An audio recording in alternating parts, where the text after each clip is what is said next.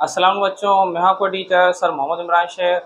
और बच्चों आज हम डिस्कस करने जा रहे हैं एनुअल एग्ज़ाम के लिहाज से हमारे पास प्रॉब्लम्स आती हैं मोल की और एवोगाड्रो नंबर की।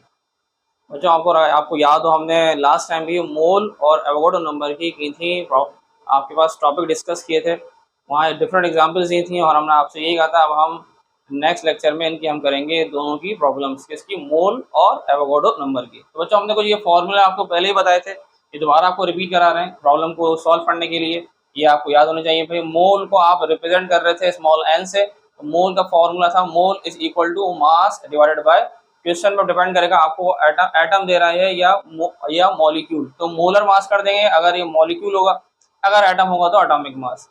फिर बच्चों अगर हम यहाँ डिस्कस करने जाएंगे प्रॉब्लम्स अगर एवोगाड्रो नंबर की, तो number of atom is equal to mass up divided by atomic mass multiply by N A. तो बच्चों mass divided by atomic mass divided by atomic mass बच्चों किसके इक्वल है, एन के। तो आप अगर किसी प्रॉब्लम में अगर आपको नंबर ऑफ मोल दे रहा है और आपसे कह रहा है नंबर ऑफ एटम कैलकुलेट करो, तो बच्चों आप ये फॉर्मूला लगाएंगे, mass divided by atomic mass is equal to n के। ठीक है। लेकिन अगर किसी प्रॉब्लम में नंबर ऑफ एटम निकालने हैं और वहां गिवन है मास, तो आप फिर ये वाला फॉर्मूला यूज करोगे। सेम ऐसे ये भी यही फॉर्मूला है, number of molecule is equal to mass divided by अब मोलर मास, तो mass upon molar mass, mass divided by molar mass बच्चों किसके इक्वल होता है, एन के। तो अगर किसी प्रॉब्लम में मॉलिक्यूल कैलकुलेट करने की बात की जाए, लेकिन अगर आपको गिवन दे रहा है मास, तो आप ये फॉर्मूला लगाएंगे।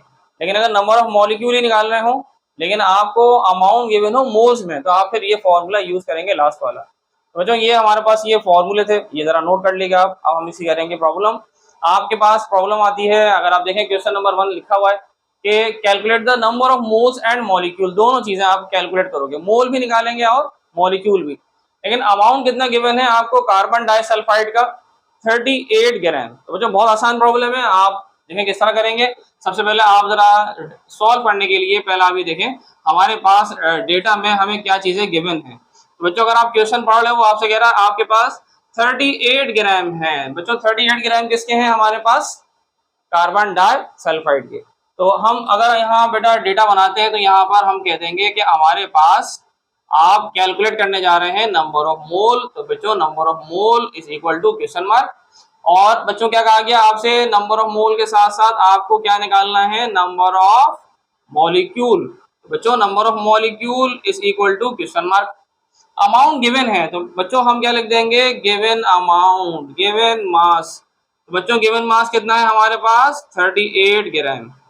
और सब्सटेंस बच्चों हमारे पास कौन है, सब्सटेंस है हमारे पास और कार्बन डाइसल्फाइड। तो बच्चों कार्बन डाइसल्फाइड का आप यहां निकाल लें इसका मोलर मास।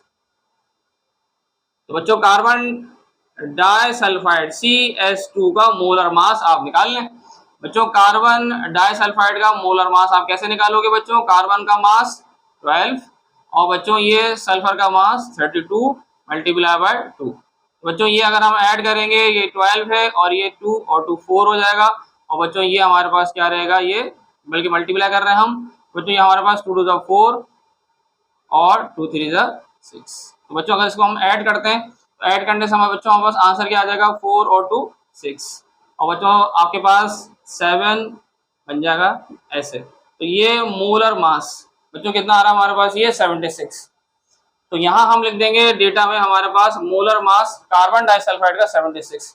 बच्चों पहले हम निकाल लेते हैं, आप सॉल्यूशन में यहाँ आप बच्चों पहले कर लो आप नंबर ऑफ मोल।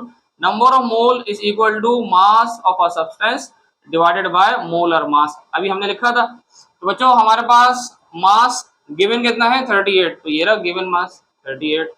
और बच्चों मोलर मास हमारे पास कितना है, मोलर मास हमारे पास बच्चों कितना आ रहा है, 76। बच्चों अगर हम इसे सॉल्व करेंगे तो हमारे पास नंबर ऑफ मोल बच्चों कितने निकल के आ जाएंगे हमारे पास, ये 0.5। तो पहला हमारे पास आंसर आ गया बच्चों, ये पहला आंसर हमारे पास किस चीज का आ गया, और मोल्स आपने कैलकुलेट कर लिया। जब आप मोल्स कैलकुलेट कर लेंगे और आपको क्वेश्चन में क्या निकालना है, नंबर ऑफ मॉलिक्यूल। बच्चों आप यहाँ नंबर ऑफ मॉलिक्यूल का फॉर्मूला लगा दें, अभी हमने लिखवाया था आपको कि अगर मोल्स गिवन हो और मॉलिक्यूल कैलकुलेट करने हैं, तो नंबर ऑफ मॉलिक्यूल के आपको बच्चों दो फॉर्मूला लिखवाए थे। तो एक फॉर्मूला आप यूज करोगे n मल्टीप्लाई बाय Na। तो बच्चों आप यहाँ n आपने नंबर ऑफ मोल बच्चों निकाल लिए हैं, कितने निकाल लिए थे, 0.5। एवोकाडो की बेटा कांस्टेंट वैल्यू होती है 6.02 इंटू 10⁻⁻23। आप चाहे तो ये डेटा में यहाँ मेंशन कर सकते हैं। ठीक है बच्चों, यहाँ तक हमारा था ये डेटा। तो बच्चों यहाँ हमने क्या निकाल लिया, नंबर ऑफ मॉलिक्यूल। तो बेटा ये हाफ मोल है, तो हाफ मोल को आप मल्टीप्लाई कर दें तो यहाँ आप आंसर लिख देंगे number of molecule is equal to, बच्चों यहाँ अगर आप मल्टीप्लाई करेंगे आपके पास आंसर क्या आ जाएगा, ये 3.01 इंटू 10⁻23। और बच्चों ये क्या निकालने हैं आपने क्वेश्चन में, मॉलिक्यूल। ऐसे बेटा हमारे पास ये प्रॉब्लम सॉल्व होंगी। बहुत आसान प्रॉब्लम है, सारे फॉर्मूला आपको बता दी हैं।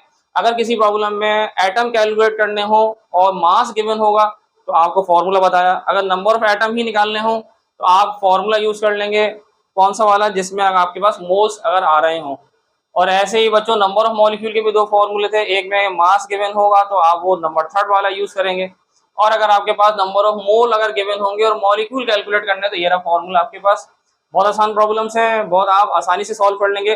बस फॉर्मूले याद रखिएगा, आप कॉन्सेप्ट जरा जहन में रखिएगा। ये प्रॉब्लम भी ऐसी थी, एनुअल एग्जाम के लिहाज से आपके पास आई हुई है। और जो आपके पास अगर आपको कुछ और टॉपिक समझने हो, प्रॉब्लम समझनी हो एनुअल एग्जाम के लिहाज से, तो फिर आप कमेंट बॉक्स में कमेंट कर दीजिएगा और काइंडली आप सब्सक्राइब करिएगा और लाइक करिएगा। अल्लाह हाफिज़।